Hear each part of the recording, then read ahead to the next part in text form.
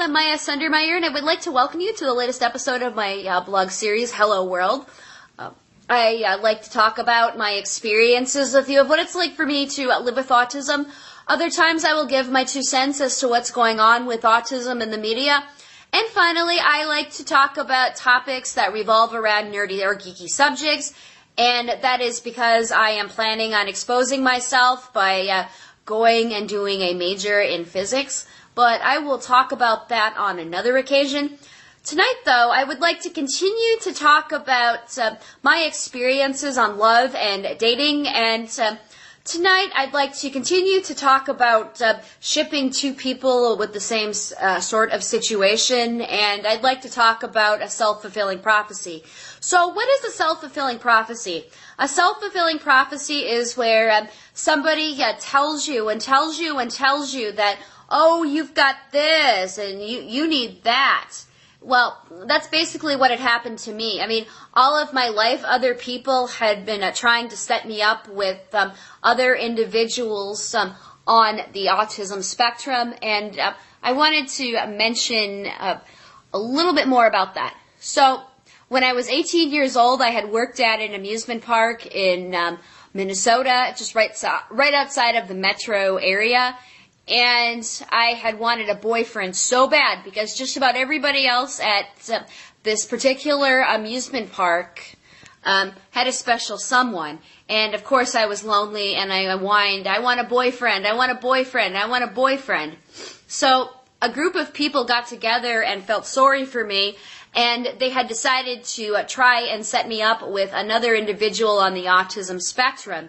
Well, at first we both opposed the idea, and then after a while, again, I had started to believe that self-fulfilling prophecy, and I had also started developing a crush on this guy, and I think he liked me in return, when it turned out that he and I were going to be going to the same community college in Minneapolis, Minnesota.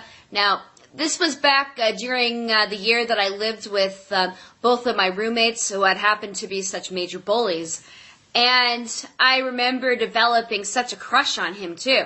Well, not long after I had gotten to know him, I ended up moving down here to Atlanta because my situation in Minneapolis didn't work out, and I just didn't have the basic skills to live on my own.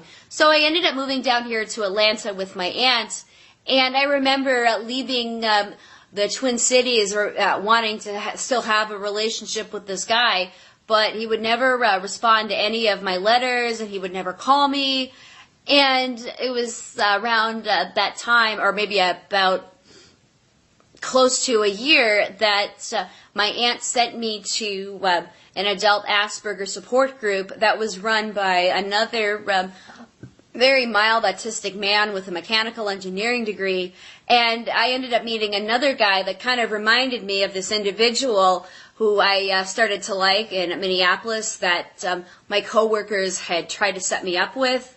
The only difference was this individual went to Georgia Tech, and they got their degree in mechanical engineering, and I really thought he was handsome, and I thought he was also quite an inspiration. And so I thought maybe he had to be the one because we were both on the autism spectrum. Unfortunately, there were a lot of problems. I mean, he had a lot of social deficits, and he had a lot of unrealistic expectations for people on how they should be in his eyes. They needed to be high geeks. They needed to be really smart. And of course, I thought in my mind, oh, he's autistic. He's going to understand me. He's going to like me. So, anyway, if you have any questions or comments on the situation, please be sure to state below, and please also be sure to subscribe if you are new to my channel. If you want to learn any more about autism, please also share this on Twitter, and share this on Google Plus, and on Facebook, and on Tumblr, and Pinterest, and StumbledUpon.com, whatever. Either way, I enjoyed talking to you about the situation. Again, if you live on the spectrum and you have any questions or comments about love and dating, please be sure to comment below. Until next time, I'm Maya Sundermeyer, and I'm signing off now. Bye.